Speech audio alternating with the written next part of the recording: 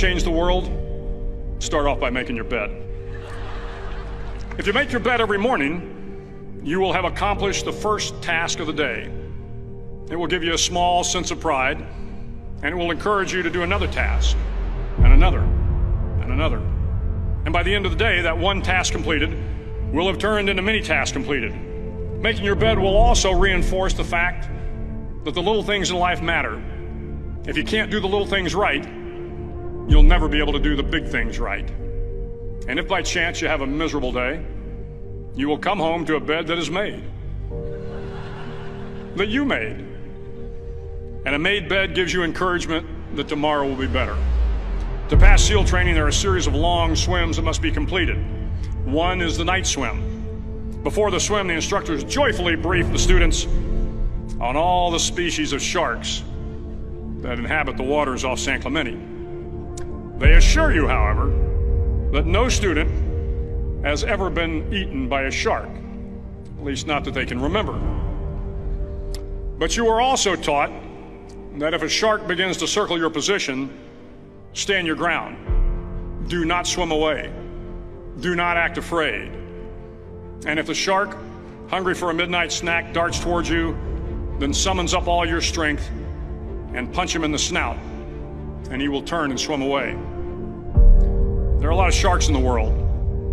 If you hope to complete the swim, you will have to deal with them. So if you want to change the world, don't back down from the sharks. Over a few weeks of difficult training, my SEAL class, which started with 150 men, was down to just 42. There were now 6 boat crews of 7 men each. I was in the boat with the tall guys, but the best boat crew we had was made up of the little guys, the Munchkin crew, we called them. No one was over 5'5". The Munchkin boat crew had 1 American Indian, 1 African American, 1 Polish American, 1 Greek American, 1 Italian American, and 2 tough kids from the Midwest. They out-paddled, outran, and outswam all the other boat crews. The big men in the other boat crews would always make good-natured fun of the tiny little flippers the Munchkins put on their tiny little feet prior to every swim. But somehow these little guys from every corner of the nation and the world always had the last laugh, swimming faster than everyone and reaching the shore long before the rest of us. SEAL training was a great equalizer. Nothing mattered but your will to succeed, not your color, not your ethnic background, not your education, not your social status. If you want to change the world, measure a person by the size of their heart, not by the size of their flippers. The 9th week of training is referred to as Hell Week. It is 6 days of no sleep, constant physical and mental harassment, and 1 special day at the Mud Flats. The Mud Flats are an area between San Diego and Tijuana where the water runs off and creates the Tijuana Sloughs, a swampy patch of terrain where the mud will engulf you. It is on Wednesday of Hell Week that you paddle down to the Mud Flats and spend the next 15 hours trying to survive this freezing cold, the howling wind, and the incessant pressure to quit from the instructors. As the sun began to set that Wednesday evening, my training class, having committed some egregious infraction to rules, was ordered into the mud. The mud consumed each man till there was nothing visible but our heads. The instructors told us we could leave the mud if only 5 men would quit. Only 5 men, just 5 men, and we could get out of the oppressive cold. Looking around the mud flat, it was apparent that some students were about to give up.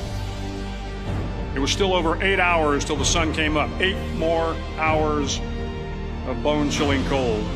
The chattering teeth and the shivering moans of the trainees were so loud, it was hard to hear anything. And then one voice began to echo through the night. One voice raised in song. The song was terribly out of tune, but sung with great enthusiasm. One voice became 2, and 2 became 3, and before long, everyone in the class was singing. The instructors threatened us with more time in the mud if we kept up the singing, but the singing persisted, and somehow the mud seemed a little warmer, and the wind a little tamer, and the dawn not so far away. If I have learned anything in my time traveling the world, it is the power of hope.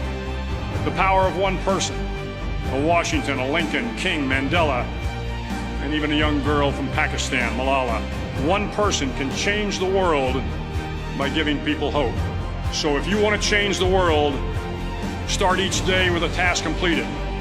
Find someone to help you through life. Respect everyone. Know that life is not fair and that you will fail often. But if you take some risks, step up when the times are the toughest, face down the bullies, lift up the downtrodden, and never ever give up. If you do these things, the next generation and the generations that follow will live in a world far better than the one we have today. And what started here will indeed have changed the world for the better.